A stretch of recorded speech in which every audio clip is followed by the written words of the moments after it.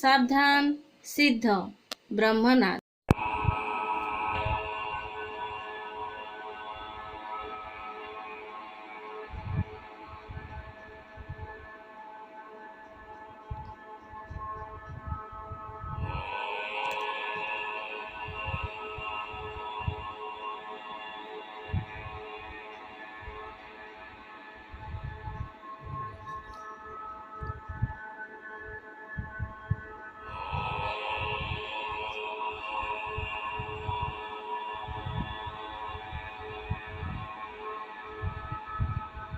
शांति शांति शांति स्वस्थ। नवम श्रेणी समस्त शिशु भाई भौणी मानू आज इतिहास कालांश को स्वागत तथा अभिनंदन। शिशु माने आमे गत कालांश रे कौन देखिले ना गत कालांश रे हमर सांस्कृतिक परंपरा विषय आलोचना करथिले।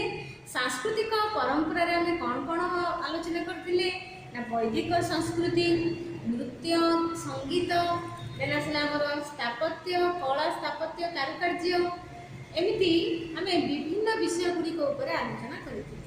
तो कहले पिले भारतर केउ भाषा को निखुणतम भाषा बोली कहा जाए एवं कहीं संस्कृत भाषा होछि भारतर निखुणतम भाषा। कारण संस्कृत भाषा भारतर प्राय समस्त भाषार शब्दावली और गठन प्रणाली को विशेष भाव में प्रभावित करुवा जो बुझिपारे। देन आसले तुम आउ गोटे प्रश्न, भारतर प्राचीनतम साहित्य क्या कहती? वेद। वेद कहार मुख निःसृत वाणी अटे? वेद ब्रह्मांकर मुख निःसृत वाणी अटे। बुझिगले? ज्योतिर्विद्या केउ शास्त्र रे रचित? सेपरी आयुर्विद्या केउ शास्त्र रे रचित? ज्योतिर्विद्या ज्योतिष वेदांग एवं आयुर्विद्या अथर्व वेद। बुझिपारे? सेपरी चतुराश्रम क्या कहती? ना मनुष्य जीवनर चारोटी अवस्था कौन? ब्रह्मचर्य, गृहस्थ्य, वानप्रस्थ, संन्यास, यही चारोटी अवस्था को चतुराश्रम बोली कहती। से बेले आमे आउ कौन आलोचना करथिले ना वैदिक सभ्यतार भारत प्रति थिबा 6टी दार्शनिक पद्धति बा 6टी दार्शनिक कौन नियम कौन थिला? सांख्य, योग, न्याय, वैशेषिक, पूर्व मीमांसा, उत्तर मीमांसा। बुझिपारे? सांख्य, योग, न्याय, वैशेषिक, पूर्व मीमांसा, उत्तर मीमांसा, ए भलिया 6टी दार्शनिक पद्धति थिला। से भलिया वैदिक सभ्यतार केउ उक्तिटी विश्व रे भातृतार भाव सृष्टि करथिला बा भातृभावनार परंपरा सृष्टि करथिला? वसुधैव कुटुंबकम। से भलिया आ कोन पढथिला आमे ना भारत रे केउ जुगरु चित्रकलार उद्भव होइथिला? प्राग ऐतिहासिक जुगरु। बुझिपारे? भारतर समस्त शास्त्रीय संगीत केउ वेदरु आनीत? सामवेद। एबले आमे अनेक जिंस आलोचना करथि। किंतु आज आमर आलोच्य विषय कौन अछि ना राजनैतिक परंपरा। राजनैतिक परंपरा पिला माने जेमते आमे सांस्कृतिक परंपरा देखले जे कला, स्थापत्य, साहित्य, ज्योतिर्विद्या, आयुर्विद्या, नृत्य, संगीत ए सब गुडा आलोचना करथिले। से भलिया राजनैतिक क्षेत्र राजनैतिक परंपरार उपादान गुड़िक कौन कौन अच्छी? प्रथम आसला गणतंत्र। बुझिले? राजनैतिक परंपरार प्रथम बिंदु प्रथम उपादान है गणतंत्र। तो प्राचीन कालरू बा तुम कह रूप वैदिक जुगरू भारत में 2टी गणतांत्रिक अनुष्ठान थिला। बुझिले? गोटे है सभा आ गोटे है समिति। बुझिले? भारत में प्राचीन काल वैदिक सभ्यता रे 2टी गणतांत्रिक अनुष्ठान थिला। से गोटे है सभा एवं अन्य है समिति। जमी वर्तमान आमर अच्छी ना केंद्र सरकार, देन आसला राज्य सरकार, देन आसला जिला परिषद बा जिला सरकार, देन तुम पौर परिषद, देन तुम କ'ଣ ଗ୍ରାମାଞ୍ଚଳ ଶାସନ ବ୍ୟବସ୍ଥା, ସହରାଞ୍ଚଳ ଶାସନ ବ୍ୟବସ୍ଥା, ଏମିତି ଭିନ୍ନ ଭିନ୍ନ ସ୍ତର ଅଛି। ସେଇଭଳିଆ ପ୍ରାଚୀନ ଯୁଗରେ ମଧ୍ୟ ଗଣତାନ୍ତ୍ରିକ ଶାସନ ବ୍ୟବସ୍ଥାକୁ ବା ଦୁଇଟି ଗଣତାନ୍ତ୍ରିକ ଅନୁଷ୍ଠାନ ଥିଲା, ଯାହାର ନାମ ଥିଲା ସଭା ଏବଂ ସମିତି। ସଭାରେ ସେହି ଅଞ୍ଚଳର କେବଳ କିଛି ଲିମିଟେଡ୍ ଲୋକ, କିଛି ସୀମିତ ଲୋକ, ବଛାବଛି କିଛି ଲୋକ ରହୁଥିଲେ, ଯେମିତି ସେ ଅଞ୍ଚଳର ବୟୋଜ୍ୟେଷ୍ଠ ଏକ୍ସପିରିଏନ୍ସଡ ଲୋକ, ଯୋଉମାନେ ବୟୋଜ୍ୟେଷ୍ଠ ବ୍ୟକ୍ତି ରହୁଥିଲେ, ବିଜ୍ଞ ଲୋକ, ଜ୍ଞାନୀ ଲୋକ ରହୁଥିଲେ ଏବଂ ଧନିକ ଶ୍ରେଣୀର ଲୋକମାନେ ସଦସ୍ୟ ହେଉଥିଲେ। କ'ଣ ରହିଲା? ସଭାରେ କେଉଁମାନେ ସଦସ୍ୟତା ଲାଭ କରିପାରୁଥିଲେ? ସଭାରେ ସେହି ଅଞ୍ଚଳର ଧନିକ ଶ୍ରେଣୀର ବ୍ୟକ୍ତି, ବିଜ୍ଞ ଶ୍ରେଣୀର ବ୍ୟକ୍ତି ଏବଂ ବୟୋଜ୍ୟେଷ୍ଠ, ମାନେ ବୟୋଜ୍ୟେଷ୍ଠ ଅର୍ଥାତ୍ ସବୁଠାରୁ ଅଧିକ ସିନିୟର, ଅଧିକ ବୟୋଜ୍ୟେଷ୍ଠ ଲୋକ ସଭାର ସଦସ୍ୟ ହେଉଥିଲେ। କିନ୍ତୁ ସମିତିରେ ସବୁ ଶ୍ରେଣୀର ଲୋକ ସମିତିର ସଦସ୍ୟ ହୋଇପାରୁଥିଲେ, ଗୋଟେ ସାଧାରଣ ଶ୍ରେଣୀର ଲୋକ ମଧ୍ୟ ସମିତିର ସଦସ୍ୟ ହୋଇପାରୁଥିଲେ। ବୁଝିଲେ? ଏବଂ ଏ ଯେଉଁ ସାଧାରଣ ଲୋକ ହେଲେ ମଧ୍ୟ ଯେହେତୁ ସେମାନେ ସମିତିର ସଦସ୍ୟ ଅଛନ୍ତି, ତେଣୁ ସେମାନେ ଦେଶର କୌଣସି ଗୁରୁତ୍ୱପୂର୍ଣ୍ଣ ନିଷ୍ପତ୍ତିରେ ନିଜର ଭ୍ୟୁ ଦେଇପାରୁଥିଲେ, ନିଜର ମତ ପ୍ରକାଶ କରିପାରୁଥିଲେ। ଦେଶର କୌଣସି ଗୁରୁତ୍ୱପୂର୍ଣ୍ଣ ନିଷ୍ପତ୍ତିରେ କ'ଣ କରୁଥିଲେ? ସେମାନେ ଭାଗ ନେଇପାରୁଥିଲେ।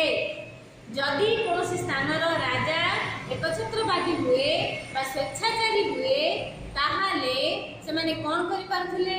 এই যে সমিতির সাধারণ সদস্য মানে রাজাকে স্বেচ্ছাচারী একছত্রবাদী হেলে তাকে গাদিচ্যুত করে পারুলে এবং নির্বাচন করে নূতন রাজাকে মধ্য নির্বাচিত করে পারুলে। বুঝিগলে? তো সমিতিরে সাধারণ জনতা রহিলে মধ্য সেমানে কোনসি রাজাকে স্বেচ্ছাচারী রাজাকে গাদিচ্যুত করে নূতন রাজাকে নিযুক্তি দেই পারুলে। এইভাবে ভাবে ভারতের সভা এবং সমিতি যে দুইটি অনুষ্ঠান আছে, যে প্রাচীন কাଳରେ ଥିଲା, এই যে ଯୋଉଟାକି ବର୍ତ୍ତମାନ ଆମର এই যে ରାଜନୈତିକ ଗଣତାନ୍ତ୍ରିକ ଶାସନ ବ୍ୟବସ୍ଥା ବର୍ତ୍ତମାନ ମଧ୍ୟ ଅଛି ଭାରତରେ, ଏହି ଗଣତାନ୍ତ୍ରିକ ଶାସନ ବ୍ୟବସ୍ଥା ବର୍ତ୍ତମାନରୁ ନୁହେଁ, ବରଂ ଏହା ଆମର ପ୍ରାଚୀନ ଯୁଗରୁ ଚଳି ଆସିଛି। ତେଣୁ ଏହାକୁ ରାଜନୈତିକ ପରମ୍ପରା ବୋଲି ଆଖ୍ୟା ଦିଆଯାଇଛି। ଗଣତନ୍ତ୍ର କହିଲେ ଯଦି ପ୍ରଶ୍ନ ପଡ଼େ ଯେ ଗଣତନ୍ତ୍ର ବୈଦିକ ଯୁଗରେ ଗଣତନ୍ତ୍ର କହିଲେ କେଉଁ ତିନିଟି ଅନୁଷ୍ଠାନକୁ ବୁଝାଉଥିଲା ଏବଂ କେଉଁମାନେ ତାହାର ସଦସ୍ୟ ରହୁଥିଲେ, ତାହେଲେ ଆମେ କ'ଣ ଲେଖିବା? ଗୋଟେ ହେଲା ସଭା ଏବଂ ଅନ୍ୟଟି ହେଲା ସମିତି। କ୍ଲିୟର? ଦେନ୍ ସଭାରେ କୋଉମାନେ ରହୁଥିଲେ? ଧନୀ, ଜ୍ଞାନୀ ବା ବିଜ୍ଞ, ବୟୋଜ୍ୟେଷ୍ଠ। ସମିତିରେ କୋଉମାନେ ରହୁଥିଲେ? ନା ସବୁ ଶ୍ରେଣୀର, ସବୁ ସାଧାରଣ ଜନତା ମାନେ ମଧ୍ୟ ରହୁଥିଲେ। ଦେନ୍ ଦ୍ୱିତୀୟ ଆସିଲା ସାଧାରଣତନ୍ତ୍ର। ସାଧାରଣତନ୍ତ୍ର ମାନେ କ'ଣ କଲେ? ଭାରତ ଏକ ସାର୍ବଭୌମ ଗଣତାନ୍ତ୍ରିକ ସାଧାରଣତନ୍ତ୍ର ରାଷ୍ଟ୍ର ଅଟେ। ଆମେ ପଢିଛେ ସାଧାରଣତନ୍ତ୍ର। ସାଧାରଣତନ୍ତ୍ର ମାନେ each and every person, each and every people are equal in the eyes of law. ଆଇନ ଆଖିରେ ପ୍ରତ୍ୟେକଟି ବ୍ୟକ୍ତି ସମାନ। ସାଧାରଣତନ୍ତ୍ର ବୁଝିପାରିଲେ? ତ ଏଇ ଯୋଉ ଏଇଟା ଆମର ଗଣତନ୍ତ୍ର ଆରମ୍ଭ ହୋଇଥିଲା ବୈଦିକ ଯୁଗ। এই যে সাধারণতন্ত্র শাসন ব্যবস্থা আরম্ভ হয়েছিল রূপ বৈদিক যুগ। সাধারণতন্ত্র শাসন ব্যবস্থা ভারতের রূপ বৈদিক যুগরু যে আরম্ভ হয়েছিল, রূপ বৈদিক যুগরে সাধারণতন্ত্র রাষ্ট্রগুড়িক কেউ নামে পরিচিত ଥିଲେ? বললে কোন লিখিবা? না গণ। গণ নামে পরিচিত রূপ বৈদিক যুগর সাধারণতন্ত্র রাজ্যগুড়িক কাহা দ্বারা শাসিত হেউথিলা? গণপতি বা জ্যেষ্ঠ। মন্ডলা রূপ বৈদিক যুগরে সাধারণতন্ত্র রাজ্যগুড়িক কଣ ବୋଲି କୁହାଯାଉଥିଲା? ଗଣ। ମଣ୍ଡଲା বা ଗଣ ନାମରେ ପରିଚିତ ସାଧାରଣତନ୍ତ୍ର ରାଜ୍ୟଗୁଡ଼ିକ ରୂପ ବୈଦିକ ଯୁଗରେ ଥିଲା ଏବଂ ଏହି ସାଧାରଣତନ୍ତ୍ର ରାଜ୍ୟଗୁଡ଼ିକ ଯାହାକି ଗଣ ନାମରେ ପରିଚିତ ଥିଲା, ସେଠାରେ କେଉଁମାନେ ଶାସନ କରୁଥିଲେ ବା ଗଣରେ ଶାସନ କରୁଥିବା ବ୍ୟକ୍ତିମାନଙ୍କୁ କ'ଣ କୁହାଯାଉଥିଲା? ଗଣପତି ବା ଜ୍ୟେଷ୍ଠ। ମଣ୍ଡଲା ସେହିପରି ଖ୍ରୀଷ୍ଟପୂର୍ବ 6ଠ ଶତାବ୍ଦୀରେ 6th century AD ଯୋଉଟା କହନ୍ତି, ମଣ୍ଡଲା ସରି 6th century BC, 6th century BC। Mandla ତ ଏଇ ଯୋଉ ଖ୍ରୀଷ୍ଟପୂର୍ବ 6ଠ ଶତାବ୍ଦୀରେ ଭାରତରେ କେତୋଟି ମହାଜନପଦ ଥିଲା? ଏଟା କହିଥିଲି। କେତୋଟି महाजनपद थिला भारत रे 16टी ख्रीष्टपूर्व 6ठ शताब्दी रे भारत रे जो 16टी महाजनपद थिला ता भितरु 14टी महाजनपद थिला राजतंत्र अर्थात राजा माने शासन करुथिले एवं 2टी थिला साधारण तंत्र कौन थिला महाजनपद थिला बच्छ पांचाल कुरु सुरसेन बंती गांधार ए जो देश ब्रिजी मलता भितरु 2टी थिला साधारण तंत्र एवं अन्य 14टी जाक थिला राजतंत्र अर्थात राजा माने शासन करथि साधारण तंत्र कहले सेठारे सभा समिति गण गणपति ज्येष्ठ एमाने शासन करथिले बुझिले एवं जो 2टी साधारण तंत्र राज्य थिला से नाम गण थिला गोटे हला ब्रिजी आ गोटे हला मल्ल बुझि पाले 2टी जो साधारण तंत्र राज्य थिला 2टी साधारण तंत्र राज्यर नाम कोन थिला गोटे हला ब्रिजी एवं अन्यटी हला मल्ल क्लियर बुझिले ब्रिजी रे जो ब्रिजी साधारण तंत्र राज्य थिला एठारे केतोटी वंश बा केतोटी गोष्ठीर लोक बसे स्थापन करुथिले मंडला बा ब्रिजी केतोटी गोष्ठीर समष्टिर राज्य गोष्ठी थिला ब्रिजी रे 8टी वंश बा 8टी गोष्ठीर लोक बसति स्थापन करुथिले तो एहिपरि भागरे ए जो साधारण तंत्र शासन व्यवस्था थिला एटा हमर वैदिक युगरु आरंभ होइथिला क्लियर बुझि पाले तो ए देखिए हमें देखिए गणतंत्र और साधारण तंत्र जोटा कि वर्तमान भारत रे शासन व्यवस्था रे संपूर्ण रूपे स्थान पाइछि बा भारत को जो गणतांत्रिक साधारण तंत्र समाजवादी धर्मनिरपेक्ष राष्ट्र बोली कहा गला ये जो गणतंत्र साधारण तंत्र 2टी वैशिष्ट्य हमर वर्तमान हमर परंपरागत अटे अर्थात यह वैदिक युगरु आरंभ होइछि ए तृतीय कोन से स्वायत्त शासन तृतीय कोन से हमर स्वायत्त शासन बुझिले कोइ स्वायत्त शासन व्यवस्था माने कोन स्वायत्त शासन व्यवस्था कहले हमें कौन बुझुचे शासन माने हमें कौन बुझिबा ना निजको निजे शासन करबा को साधारणतः स्वायत्त शासन बोली कहा जाए नहीं निजको निजे शासन करिवार अर्थ होला स्वायत्त शासन तो हमें निजको निजे शासन करूचे कि किंतु एठी स्वायत्त शासन अर्थ होला जो भारत रे जो स्तर अनुसार शासन व्यवस्था को जो डिवाइड करा है भाग भाग करा है से विषय प्रथमे देखिबा देखो पिले हमर शासन व्यवस्था 3 प्रकार अछि साधारणतः 2 प्रकार बोली हम कहूचे किंतु शासन व्यवस्था को 3टी भाग रे विभक्त करा जायछि बा 3टी स्तर रे विभक्त करा जायछि गोटे हला केंद्र सरकार ना नहीं देश रे हमर जो प्रधानमंत्री राष्ट्रपति एवं मंत्रिमंडल अछि सेटा केंद्र सरकार जो हमर राज्य रे जेटा हमर मोदी सरकार अछि बीजेपी सरकार अछि सेटा हमर केंद्र सरकार श्रेष्ठ रहले देन द्वितीय स्तर रे आसला राज्य सरकार each and every state has its own government प्रत्येक राज्यर निजर स्वतंत्र सरकार रही प्रत्येक राज्य रे गोटे गोटे सरकार शासन करूछ जेमति हमर ओडिसा रे राज्य सरकार की होछन नवीन पटनायक होछन बीजेडी दल शासन करूछ नानी सेही परी राज्य परे बा तल स्तर रे जो शासन व्यवस्था आसिला सेटा हमर कोन कहै जाय ए जो स्वायत्त शासन व्यवस्था बोली कहती तल स्तर रे कहले कोन ना सहरांचल शासन व्यवस्था एवं ग्रामांचल शासन व्यवस्था ये जो 2टी सहरांचल एवं ग्रामांचल शासन व्यवस्था रहला एई 2टी शासन व्यवस्था को कोन बोली कहती स्वायत्त शासन व्यवस्था बोली कहा जाए बुझि पाले देखो पिले हमर स्वायत्त शासन व्यवस्था काहे की रहला ना गोटे राज्य रे केवल राज्य सरकार अर्थात मुख्यमंत्री गोटे छोट गाँडार सब भल मंद बुझीपारे कि अधिका डिस्टेंस ना नहीं अर्थात एते संभव नुहे जे केवल जड़े लोक केवल राज्य सरकार संपूर्ण राज्यर टिकी निखी खबर छोट छोट गाँ गोटे छोट छोट सहर बड़ सहर ये सबूर डाटा सबूर भल मंद बुझीपारे संभव नुहे तेणु लोक मानकु सीधा सड़क भाव शासन करने बा लोकमानंकर भल मंद बुझिबा पाई लोकमानंकर भल मंद सीधा सड़क भावे जानिबा पाई डायरेक्टली इंटरेक्ट करिबा पाई कौन रहा ना ये जो स्वायत्त शासन व्यवस्था को प्रतिष्ठा करागला बुझिपारे। तो ये जो स्वायत्त शासन व्यवस्था वर्तमान आम भारत में अच्छी ताका दुईटी भाग विभक्त गोटे है सहरांचल शासन व्यवस्था आ गोटे है ग्रामांचल शासन व्यवस्था। सहरांचल शासन व्यवस्था रे कोगुड़ी रहा तुम जिला परिषद रहा पौरपालिका रहा जोटा तुम कॉर्पोरेशन जोटा हम ब्रह्मपुर अच्छी वर्तमान देन म्युनिसिपालिटी रहा देन एनएससी रहा बुझीगले। सहरांचल शासन व्यवस्था को पुणी चारोटी भाग विभक्त करा जिला परिषद पौरपालिका महानगर निगम बोली कहती जोटा बुझिपारे देन म्युनिसिपालिटी बुझीगले देन एनएससी ना विज्ञापित अंचल परिषद एनएससी माने कौन विज्ञापित अंचल परिषद जोटा ये सब है सहरांचल शासन व्यवस्था।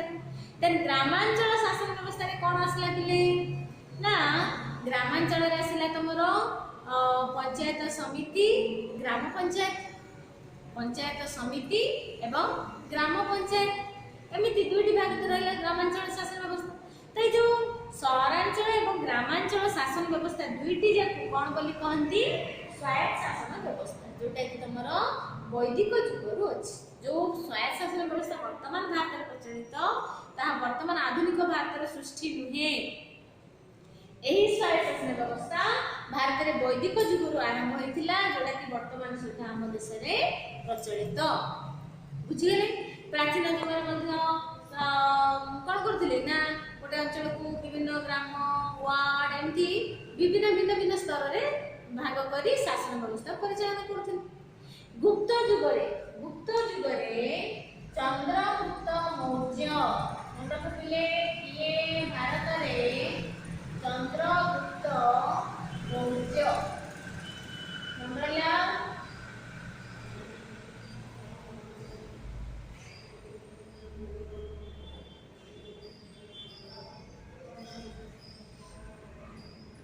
चंद्रगुप्त मौर्य भारत में पौर शासन व्यवस्था आरंभ करथिले। प्रश्न पड़िबा भारत में किए पौर शासन व्यवस्था प्रतिष्ठा करथिले गुप्त जुगर सम्राट मौर्य वंशर सम्राट चंद्रगुप्त मौर्य वंशर सम्राट चंद्रगुप्त मौर्य प्रथमे भारत में कौन करथिले पौर शासन व्यवस्था आरंभ करथिले।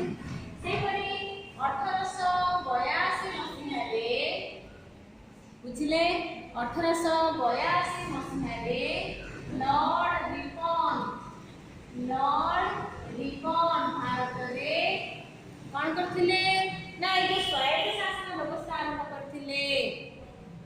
मंडला पौर शासन व्यवस्था आरंभ करथिले चंद्रगुप्त मौर्य एवं स्वायत्त शासन व्यवस्था आरंभ करथिले लॉर्ड रिपन। इंग्रेज माने जेतेबेले आसिले सेमानकर बड़ लाड हेकि आसिले लॉर्ड रिपन से 1882 मसीहारे स्वायत्त शासन व्यवस्था आरंभ करथिले। तो बुझी पाले स्वायत्त शासन व्यवस्था में तो हमरो राजनैतिक परंपरार चतुर्थ बिंदु आसला शासन विकेंद्रीकरण। एबे मु कहली केंद्रीकरण विकेंद्रीकरण कौन पिले ना केंद्रीकरण माने जनक हाथ में ठूल होगी रहा समस्त शासन क्षमता जनक हाथ में रहिले सेटा कहते शासन केंद्रीकरण।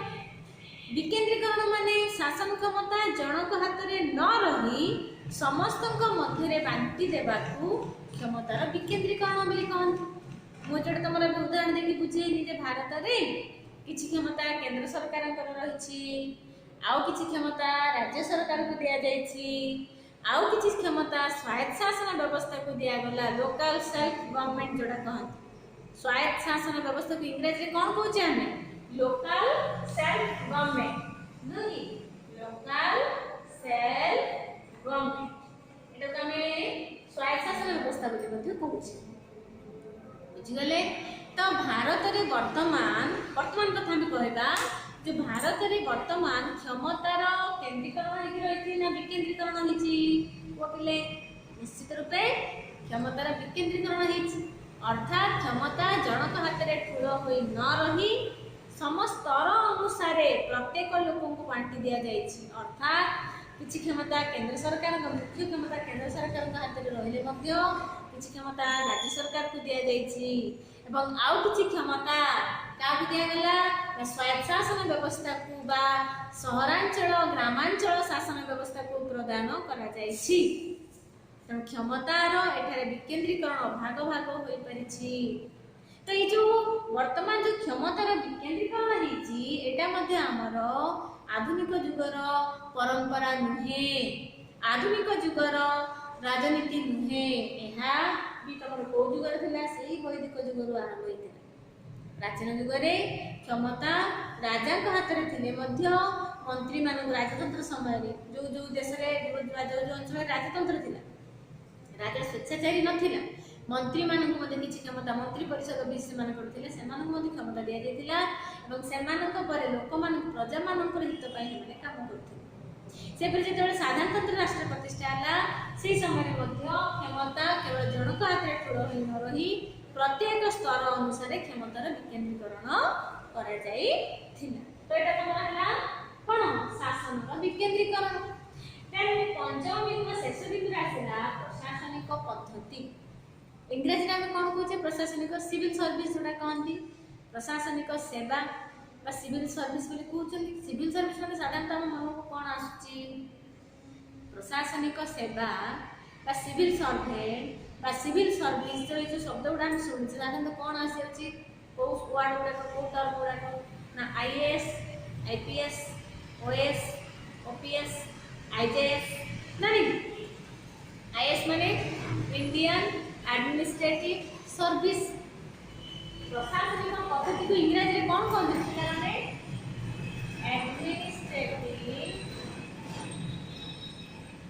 administrative process।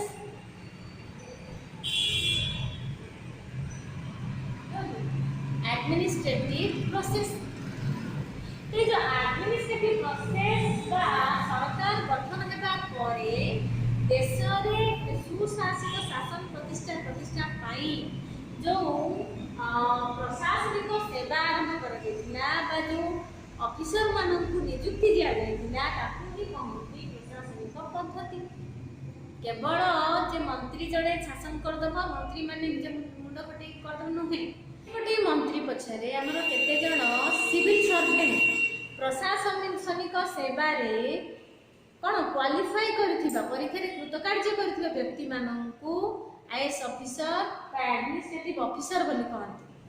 Indian administrative IAS service जो माने कलेक्टर होती से आईएएस बोली कहନ୍ତି। जो माने पुलिस सेवा रे उच्च रे रहंती से माने IPS Indian police service, IJS Indian judiciary service. बुझिगले? एमिति प्रशासनिक सेवा रे जो माने कृतकार्य होइथांती से मानो ए कोन करती प्रत्येकटी मंत्री पछरे रहंती। प्रत्येकटी मंत्री पछरे जणे जणे किछि जण आईएएस ऑफिसर रहंती। सेही आईएएस ऑफिसर मानक निर्देश रे बा सेही आईएएस ऑफिसर मानक सहायता रे मंत्री माने देश को शासन करती। बुझिले? तेणु गोटे देश रे सुशासन पद्धति परिचालना करबा पई प्रशासनिक पद्धति एकांत आवश्यक अटे। मन रहला तो आम राज्य रे मध्ये प्रशासनिक पद्धति को परिचालना करबा पई ऑफिस अछि। ओठी अछि हमर ना भुवनेश्वर रे अछि। बुझिले? जो हम सेक्रेटेरिएट बोली कहूचे, सचिवालय बोली कहूचे, सेटा मध्ये तमर प्रशासनिक पद्धति रे गोटे अंश।